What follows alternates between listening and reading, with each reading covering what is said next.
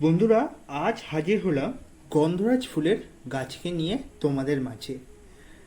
বর্তমান সময়ে গন্ধরাজ ফুলের গাছ আমাদের ছাদ বাগানে স্থান পেয়েছে, প্রচুর ভালো ফুল দিচ্ছে এবং একটি গন্ধযুক্ত ফুলের গাছ হিসাবে আমরা যারা ছাদে বাগান করি তারা এই গাছটি বেছে নিচ্ছি। তা হোক হলুদ গন্ধরাজ বা নর্মাল সাদা গন্ধরাজ।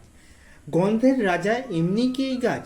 তা নয় বন্ধুরা, একটা যদি ফুল ফোটে মোটামুটি 2 থেকে 3 দিন গাছে থাকবে এবং গোটা বাগান সহ গোটা বাড়ি গন্ধে মাতিয়ে রাখবে।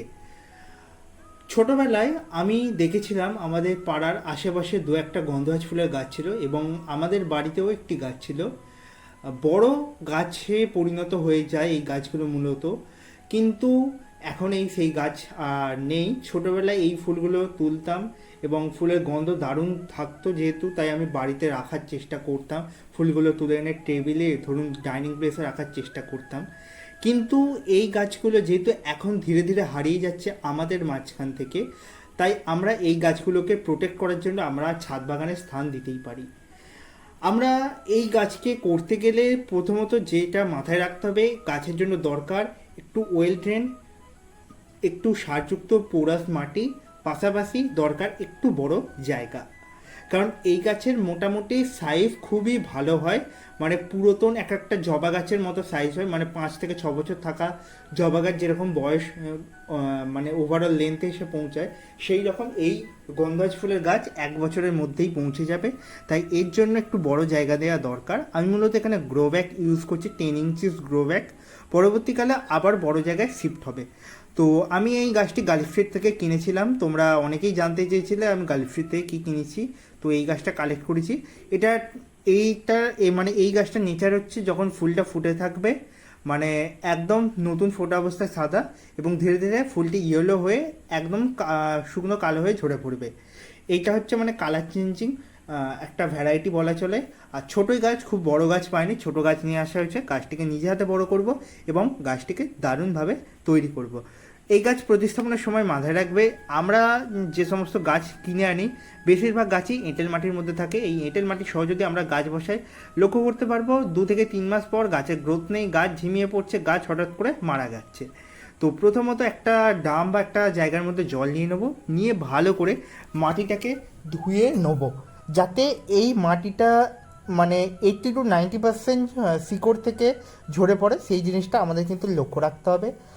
আর এই গাছের জন্য কিন্তু মাটিটা যেটা বানাতে হবে, কম্পোস্ট থাকবে মোটামুটিভাবে 40% এবং বাকি 60% নর্মাল গার্ডেন সয়েল আমরা ব্যবহার করব।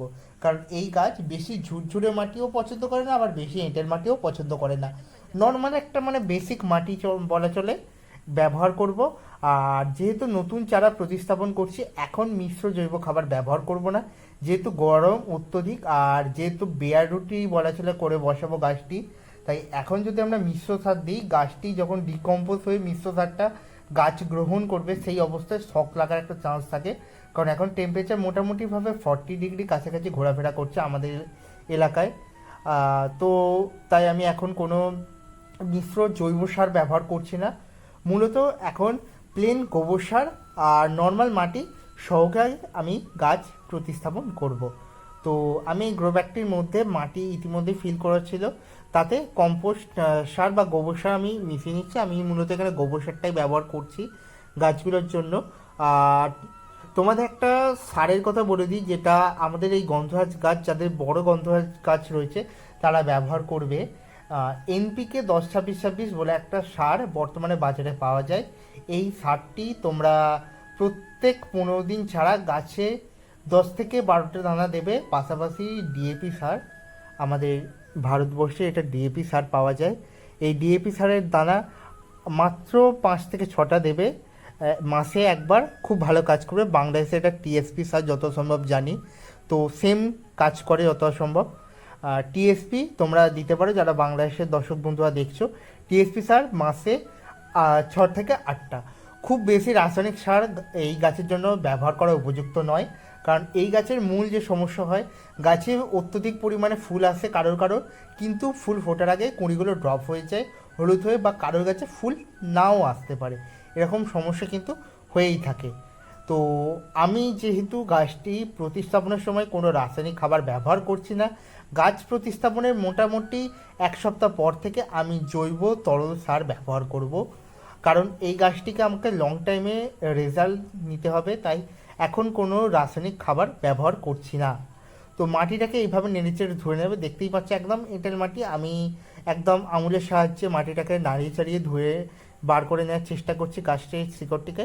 মোটামুটিভাবে যে রুট বলটা থাকে এগুলো তো মূলত হয় গুটি কলমের গাছ, তাই মূলত রুট বলটা মানে যেটা রয়েছে এয়ার লেয়ারিংয়ের সময় যে রুট বলটা থাকে কলমের, তো সেই মাটিটা ঝাড়ানোর দরকার নেই, সেটা এমনিও ঝরবে না, খুব টানাটানি করলে তবেই ঝরে।